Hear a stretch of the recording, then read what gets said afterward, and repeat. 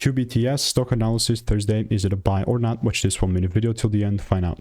So I'm looking at D-Wave Quantum. It is sitting at $7.42, kind of flat for the day. All I'm looking to do is still hopefully take things up and buy more, you know, more. I want more. And it's a beautiful bullish range. I genuinely believe it's just in this correction phase. You can see like all those links that you see that just popped up. It's just me previously. Either, yeah, it was just all longs that time. Yeah. And all these are just proof, which I have like 5 of these predictions.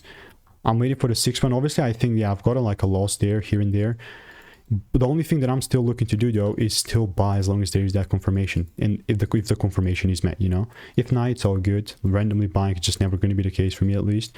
And if you want to make more money trading in a simple, lean way, click the first link in the description.